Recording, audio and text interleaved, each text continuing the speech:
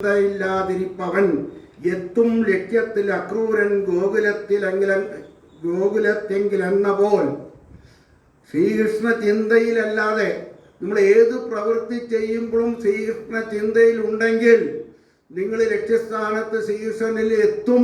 അതിന് ഉദാഹരണം പറയാണ് അക്രൂരൻ ഗോകുലത്തിലെത്തിയ പോലെയെന്ന്. എങ്ങനെയാ ഗോകുലത്തിലെത്തിയ? കാരണം എവിടേക്കെങ്കിലും കുറെ പോവും, പിന്നെ തിരിച്ചു വരും, പിന്നെയും കുറെ പോകുമ്പോൾ വേറെ വഴിക്ക് പോവും, കല്ലിൽ വീഴും, തേര് പലപ്പോഴും കുഴിയിൽ വീഴും. കാരണം യാത്ര നോക്കുന്നില്ല. കാരണം ഭഗവാന്റെ ചിന്തകളാണ്. ആ ശ്രീകൃഷ്ണ ലീലകളും ആ ശ്രീകൃഷ്ണന്റെ ഗുണങ്ങളും ഒക്കെ ഇങ്ങനെ ആലോചിച്ച് ആ രഥത്തിൽ ഇങ്ങനെ പോയിക്കൊണ്ടിരിക്കുക. പലപ്പോഴും വഴി തെറ്റുന്നു, പലപ്പോഴും കുഴിയിൽ വീഴുന്നു, അവിടുന്ന് എണീക്കുന്നു, രഥം കുഴിയുന്നു. ആ യാത്രകളെ പറ്റിയിട്ട് തന്നെ വേദവ്യാസമായിട്ട് ഒരു 5-6 ശ്ലോകങ്ങളിലാണ് ആ അക്രൂരന്റെ മനസ്സ്, ആ യാത്ര അങ്ങനെ പോവുകയാണ്. അങ്ങനെ പോകുമ്പോൾ ആ ഗോകുലത്തിന്റെ അവിടെ എത്തുന്ന സമയത്ത് പിന്നെ ആ ഗോകുലവാസികളെ, യശോദയനെ, നന്ദഗോപരെ, അവിടുത്തെ ഗോപികളെ, അവരൊക്കെ എത്ര ഭാഗ്യം ചെയ്തവരാണ്, എത്ര പുണ്യം ചെയ്തവരാണ്. അദ്ദേഹത്തിന്റെ കൂടെ ജീവിക്കാനും അദ്ദേഹത്തിന്റെ കൂടെ കളിക്കാനും ആ കുട്ടികൾ എത്ര ഭാഗ്യം ചെയ്തു. അങ്ങനെ ഓരോരുത്തരെയും വിചാരിച്ച് ആ ഗോകുലത്തിന്റെ അവിടെ എത്താം. ഇപ്പൊ വൈകുന്നേരം എത്തി. അപ്പളാ നോക്കുന്നത് സൂര്യന്റെ ആദ്യത്തെ കിരണം, ചുവന്ന കിരണം കണ്ട് പുറപ്പെട്ട അവസാന കിരണമാകുമ്പോഴേക്ക് അവിടെ എത്തുന്നു. ഉച്ചയാകുമ്പോഴേക്ക് എത്തേണ്ടതാ. അപ്പളാ അക്രൂരന് ബോധം വന്ന്, ഞാൻ എന്തേ ഇത്ര ദൂരോ? ഞാൻ ഉച്ചയാകുമ്പോഴേക്ക് എത്തേണ്ട ആള് വൈകുന്നേരം എത്രേ.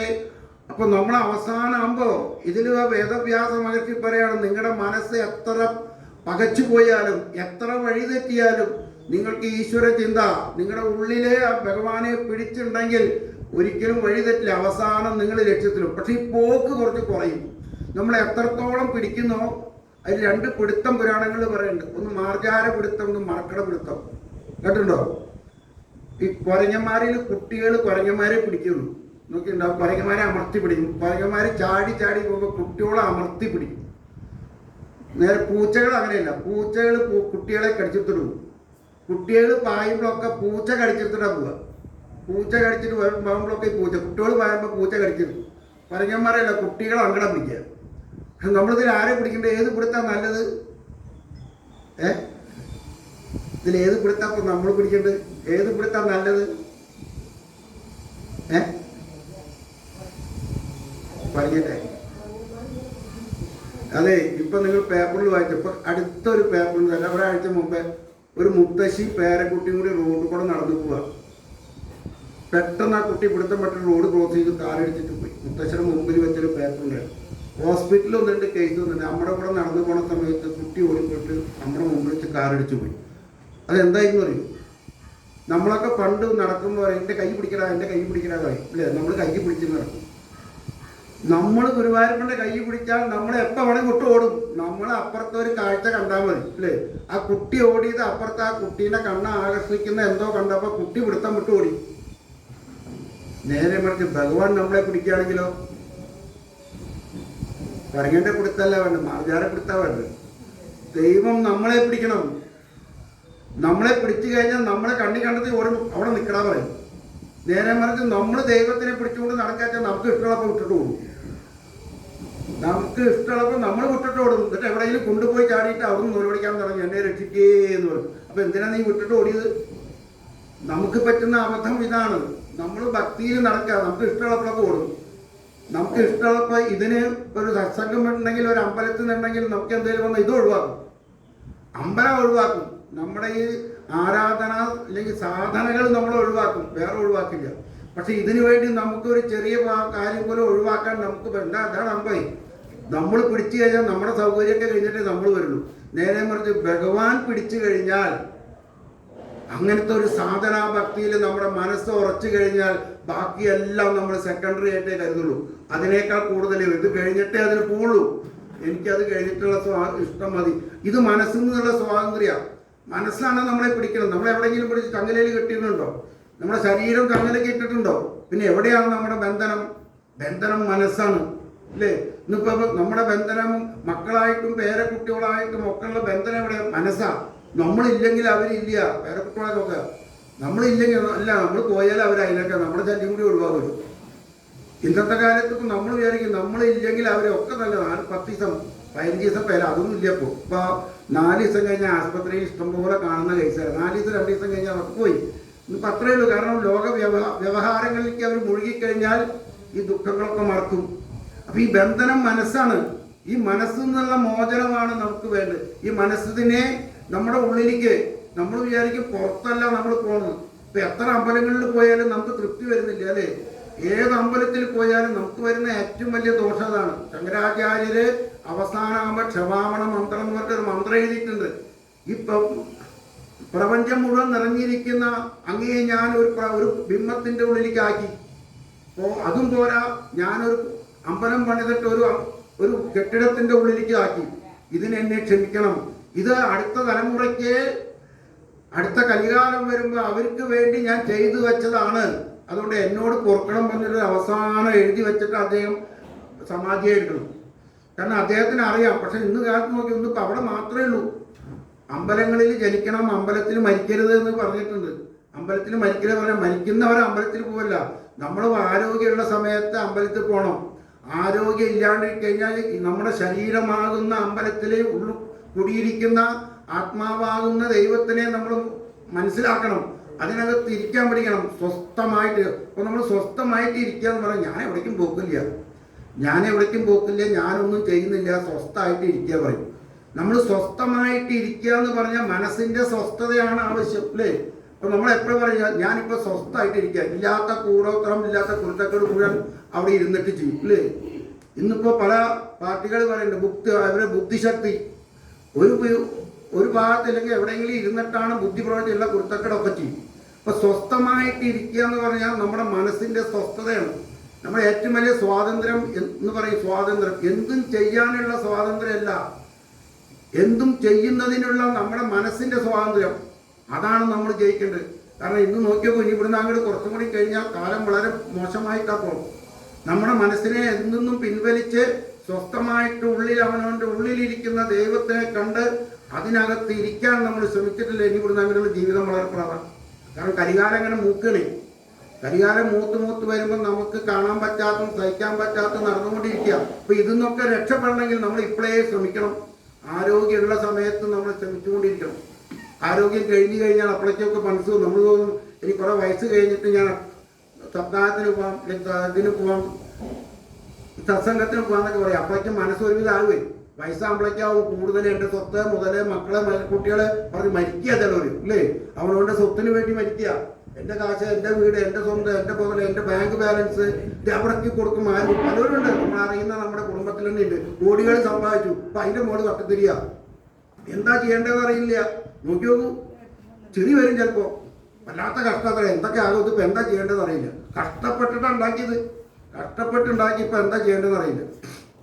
ഇപ്പം അതൊക്കെ പോട്ടെ. ഞാൻ പറഞ്ഞു ഇതൊക്കെ എന്തിനുണ്ടായിരുന്നു? പോയിട്ട് ആരെങ്കിലും എന്താ ചെയ്തോട്ടെ, എന്തിനതിൻ്റെ പിന്നാലെ പോകണമെന്ന് വെച്ചാൽ അപ്പൊ ഇതെന്താണെന്ന് വെച്ചാൽ ഈ മനസ്സാണ് എല്ലാത്തിനും. അപ്പൊ ഈ മനസ്സിൽ നിന്ന് സ്വാതന്ത്ര്യം കിട്ടാൻ വേണ്ടിയിട്ടാണ് ഇങ്ങനെയുള്ള കഥകളിൽ അക്രൂരന്റെ മനസ്സ് നോക്കിയപ്പോൾ അദ്ദേഹം ഭഗവാനെ കൊണ്ടുവരുമ്പോൾ ആ മനസ്സിന്റെ ഉള്ളിലുണ്ടാകുന്ന വ്യതകൾ ഇതൊന്നൊക്കെ മനസ്സിനെ മോചിപ്പിക്കാൻ വേണ്ടിയിട്ട് നിങ്ങൾ ശ്രമിച്ചോളിന്ന് വേദവ്യാസ മഹർഷി നമുക്ക് അക്രൂര ദൗത്യത്തിൽ കൂടെ പറഞ്ഞു തരിക.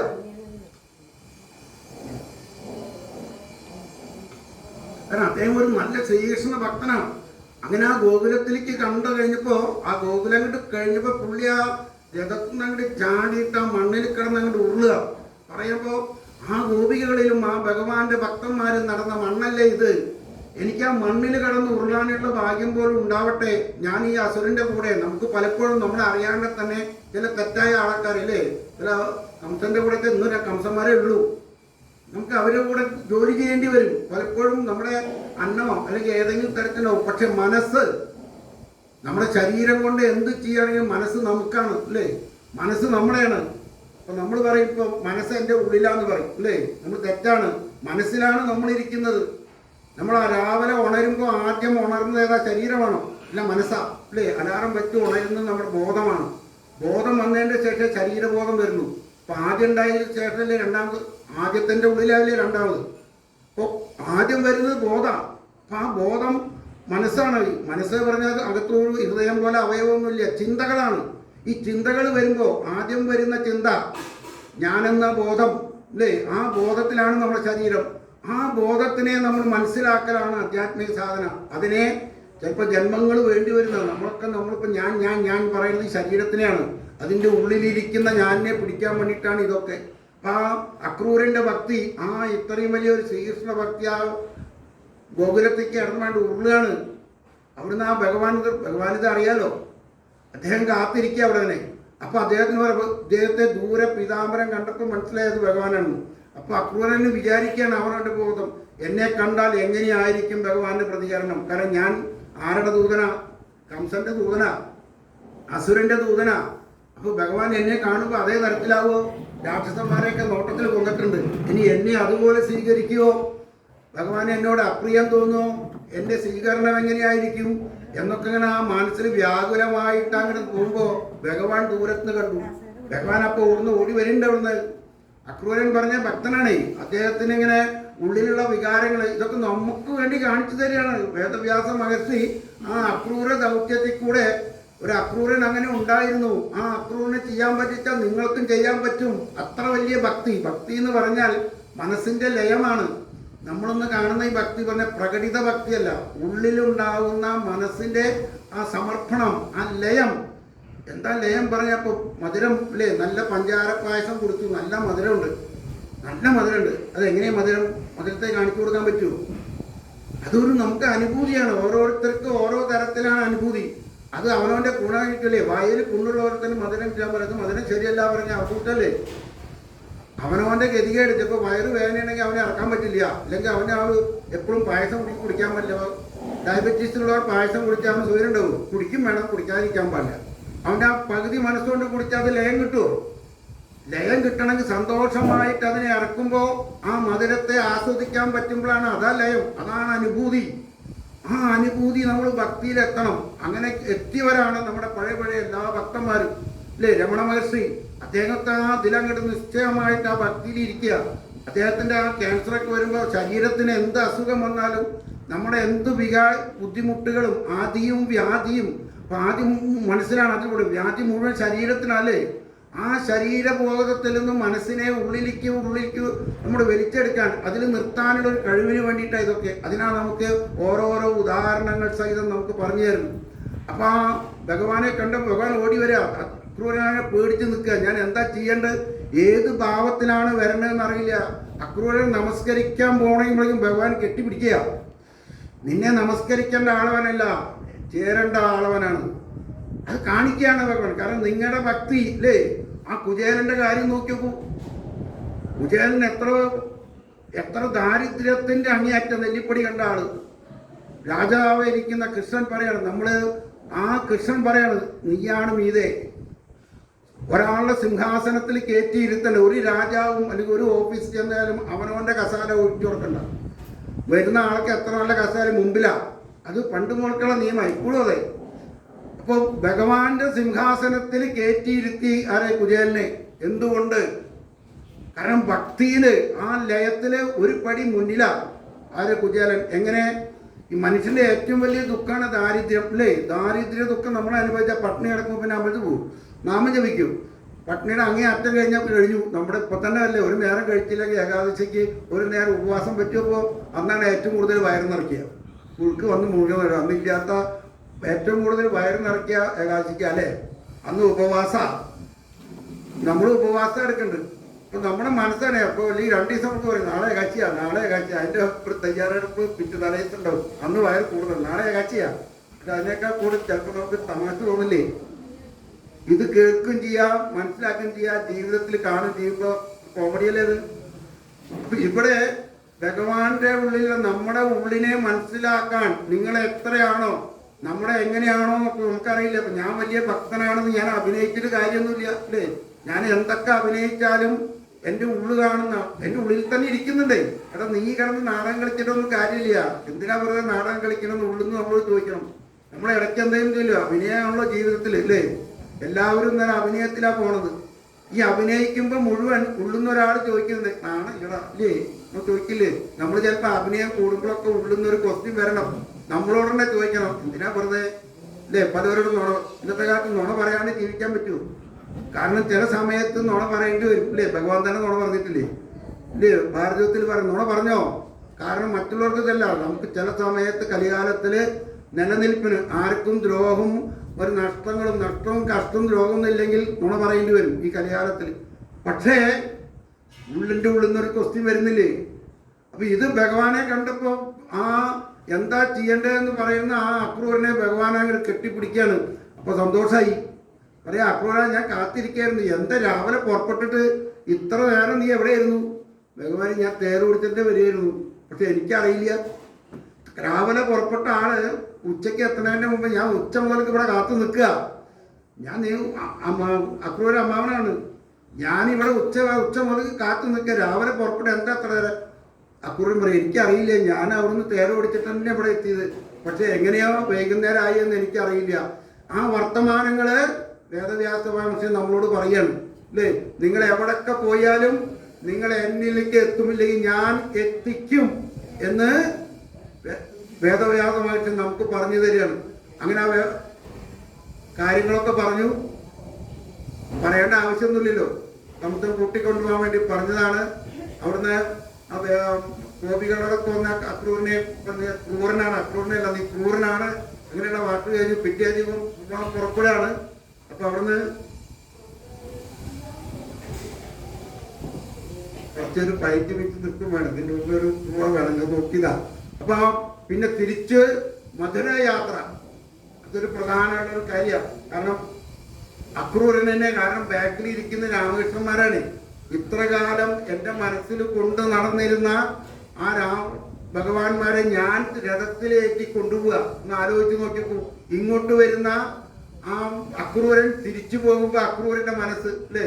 ഇങ്ങോട്ട് വരുമ്പോൾ ഞാൻ എങ്ങനെ ഭഗവാനെ കാണും, ഭഗവാന്റെ പ്രതികരണം എങ്ങനെയാണെന്നൊക്കെ ആലോചിച്ച് ഗോകുലത്തിലേക്ക് വന്നു. ഇവിടെ വന്ന് ആ ഗോപികളുടെ ഭക്തി, അവരുടെ ആ ഭക്തി ലയം, ആ ഭഗവാനോടുള്ള ആ ഒരു സമർപ്പണ ബോധം കണ്ടപ്പോ അക്രൂരൻ തന്നെ ഇതിനു മുമ്പ് ഇനി വരുന്നുണ്ട് ഒരാൾ, വേറൊരാൾ, അല്ലേ? ഉദ്ധവര് വരുന്നുണ്ട്. ഈ ഭക്തി ഭഗവാൻ പഠിപ്പിക്കാൻ വേണ്ടിയിട്ടാണ്, ഉദ്ധവരെ പഠിപ്പിക്കാൻ വേണ്ടിയിട്ട്. കാരണം ഉദ്ധവർക്കും അങ്ങനെ ഉണ്ടായിരുന്നു. ആ ഉദ്ധവരെ പഠിപ്പിക്കാൻ വേണ്ടിയിട്ട് ഉദ്ധവരെ അയക്കുന്നു. ഇവിടെ ആദ്യം അക്രൂരന് മനസ്സിലാവുകയാണ്. എന്നിട്ട്